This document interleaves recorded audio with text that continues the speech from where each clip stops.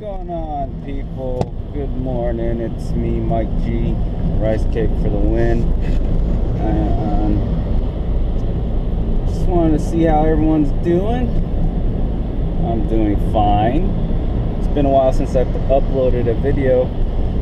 I'm systematically uploading videos ever since I posted straight up, or let's get this straight video, and pretty much, you know, the interview and getting all that thing straightened out. Well, let's do a continuation of what happened from there on out. Man, there's gonna be traffic all the way, because there's an accident on the 605 and everyone's like, you gotta take a shortcut, and the shortcut is on my way home, and I had to deal with it here.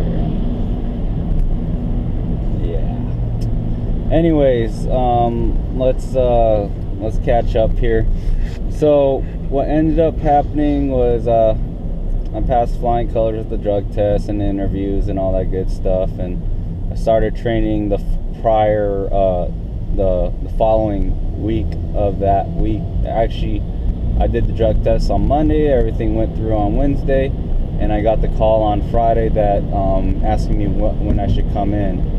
So everything panned out. I started the next Monday, so there's no lapse as far as pay goes.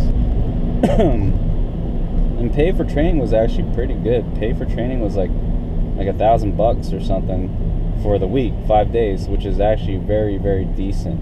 It's not bad at all.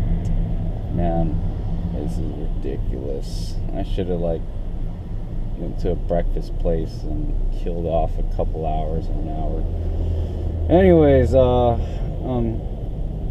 so what ended up happening was training was cool. You know, they always talked about safety. You know, it almost kind of reminded me of Schneider, and one of the deals that their safety system is called a Smith system or something like that, or whatever. It's pretty much just, you know, don't drive like an idiot, pretty much.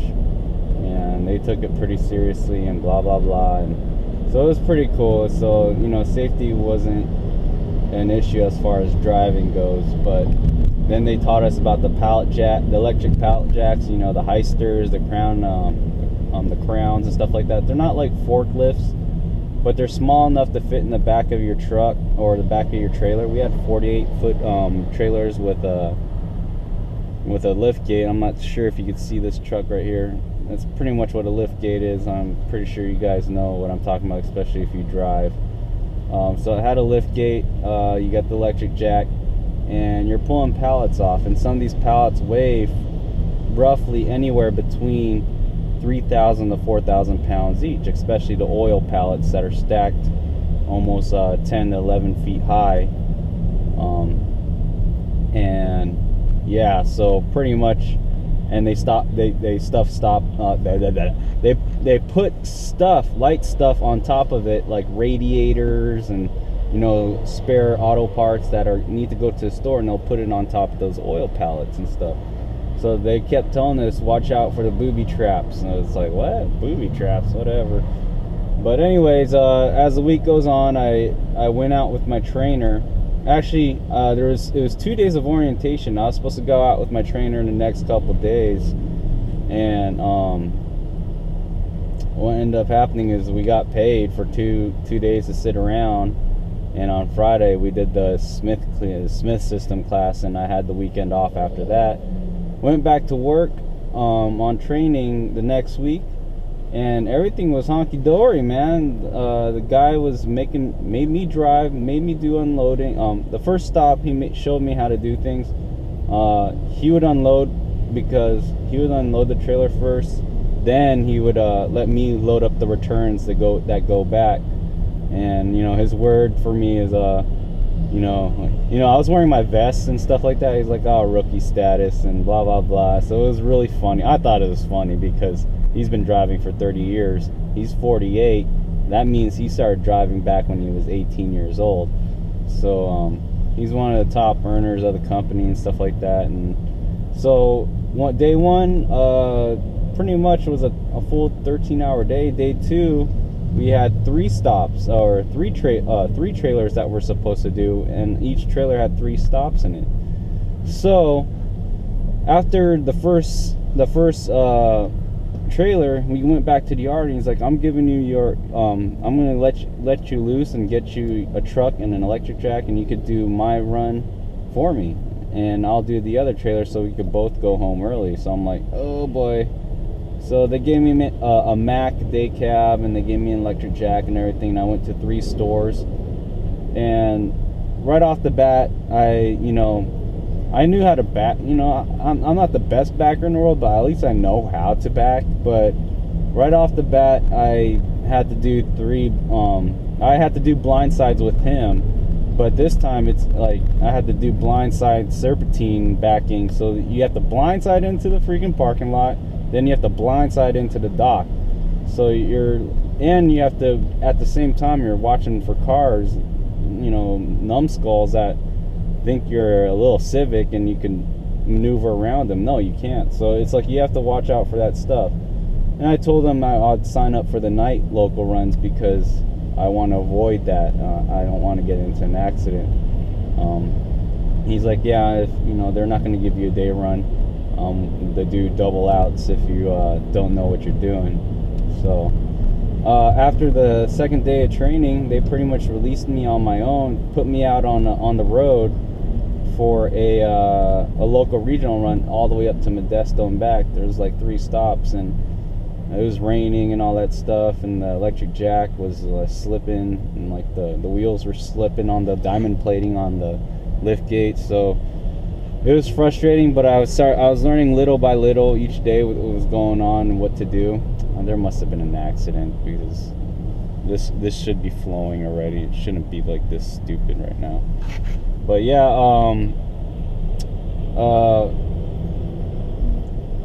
where did I leave off at? Yeah, other than that, it was a learning experience. And on the trip, on the way home, I just felt accomplished. It's like, man, I did it. I did it on my own. The thing about this company I work for, everything's with paper. Everything's paperwork. Your logs, your pre-trips, your post-trips, the actual, the loads themselves, and the signatures and the seal numbers. Everything's on a piece of paper. You got a little packet of papers that they give you. That's your assignment. You got the trip sheet. You got everything. You got the hazmat list and blah blah blah. And so everything is on there. It's because the company that I work for hauls and contracts out with AutoZone. So I'm always hauling batteries. And if I'm carrying a class 2, then I have to put the dangerous sign up on the truck. So it's like I always was hauling hazmat, no matter what. So the pay was decent. I got the actual they said the first month or so you're gonna get the flat pay, because they know that we're not gonna be able to keep up. So I was, that's a reassurance, because I was adding it up, the runs I was doing, and how much money I was making. I wasn't making nearly as enough to breach over the training pay. But they said if you go over the training pay, they'll pay you that amount. If you're under the training pay, they'll just pay you the flat $1,000. So they were fair as far as pay goes. But now I'm going to tell you the cons of the company. Now, they have a huge turnover rate as far as drivers go. Now, I'm used to working for Schneider. Schneider's a big company. They have a big turnover rate too. And a lot of times it's not because the company, because the high turnover rate is because of the lifestyle. You have to be out at long amounts of time over the road, weeks at a time, and you're not used to it, so people quit within the first week. Well, this is the same exact thing, because you got guys that are coming from over the road to local, to blindside backing, to unloading the whole trailer yourself, to driving in the city, to driving in tight places. And I was talking to the trainer that they call them mentors. The mentor that was mentoring me, he said, yeah, I'd train one dude, guys, and they would never show up the next day. Just like that. So it's the same way with local jobs as it is over the road. People think it's brighter side over in the local side. It isn't. Also, another difference is, Schneider's a big company, so they could assign trucks or slip seat trucks between two people, so it's not too bad. The company I was working for, the trucks were all free for all. They all had the same key. They all had the same key lock and stuff like that. So if you were given a truck number, you would go there and open up the lock door and check the pre-trip and make sure everything's good with the truck. If it's not, or if it's red tag, you can't use it. So that was one of the cons right there, flat out, is the trucks. The conditions varied so much that, it's starting to become a safety concern. Some guys would actually sabotage the trucks. I'm saying sabotage because they would open up the air tanks or leave one of the petcocks open on the air tanks so they won't build air pressure. And I know exactly what was going on because I checked the airbags and stuff like that, and they're not dumped or nothing. And I'm like, so the guys could keep a certain truck, they'll sabotage it, and they'll know the only way how to fix it. So you can't use those trucks. You just have to say, okay, someone said, this truck has issues, or this truck has huge air leaks or something like that. In reality, all they did was just disconnect something so we can't use it. And it's the same way with the electric jacks. All the electric jacks that are good, that last 2 trailers or so, that have enough energy, or that are pretty much brand new with new batteries, yeah, they have locks on them and have names on them, and they are reserved and assigned. For us guys that are new, we have to share with the temp workers, and these pallet jacks are tore up. The batteries last only half a trailer, and yeah, it's become a safety issue right then and there, because the pallets are stacked by weight and by product. So an oil pallet will weigh about 4,000 pounds, and the auto parts pallet will weigh about roughly 3,500 pounds.